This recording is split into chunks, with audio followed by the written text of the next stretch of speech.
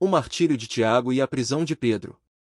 Por essa época, o rei Herodes Agripa começou a perseguir violentamente algumas pessoas da igreja. Mandou matar à espada Tiago, irmão de João. Quando Herodes viu quanto isso agradava os judeus, também prendeu Pedro durante a celebração da festa dos pães sem fermento. Depois, lançou-o na cadeia, sob a guarda de 4 escoltas, cada uma com 4 soldados. A intenção de Herodes era apresentar Pedro aos judeus para julgamento público depois da Páscoa. Enquanto Pedro estava no cárcere, a igreja orava fervorosamente a Deus por ele. A milagrosa fuga de Pedro. Na noite antes de Pedro ser levado a julgamento, ele dormia, preso com 2 correntes entre 2 soldados, e outros montavam guarda na porta da prisão. De repente, uma luz intensa brilhou na cela, e um anjo do Senhor apareceu. Tocou no lado de Pedro para acordá-lo e disse: "Depressa! Levante-se", e as correntes caíram dos pulsos de Pedro. Então o anjo lhe disse: "Vista-se e calça as sandálias", e Pedro obedeceu. "Agora vista a capa e siga-me", ordenou o anjo. Pedro deixou a cela, seguindo o anjo. O tempo todo, porém, pensava que era uma visão, sem entender que era real o que ocorria.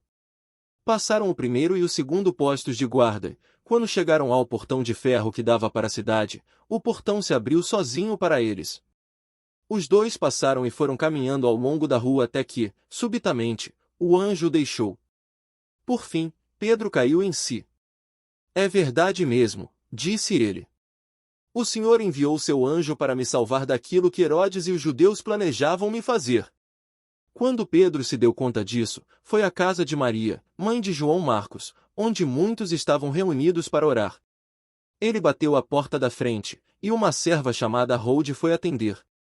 Ao reconhecer a voz de Pedro, ficou tão contente que, em vez de abrir a porta, correu de volta para dentro dizendo a todos: "Pedro está à porta." Eles, porém, disseram: "Você está fora de si." Diante da insistência dela, concluíram: deve ser o anjo dele. Enquanto isso, Pedro continuava a bater. Quando, por fim, abriram a porta e o viram, ficaram admirados. Ele fez um sinal para se acalmarem e lhes contou como o Senhor o havia tirado da prisão. "Contem a Tiago e aos outros irmãos o que aconteceu", disse ele. Então foi para outro lugar. Ao amanhecer, houve grande alvoroço entre os soldados a respeito do que tinha acontecido a Pedro. Herodes ordenou que fosse feita uma busca completa por ele. Não conseguindo encontrá-lo, interrogou os guardas e mandou executá-los. Depois disso, Herodes partiu da Judéia e foi passar algum tempo em Cesareia. A morte de Herodes Agripa. O rei Herodes estava muito irado com o povo de Tiro e Sidom. Assim, as 2 cidades se uniram na tentativa de se reconciliar com o rei, pois dependiam de suas terras para obter alimento.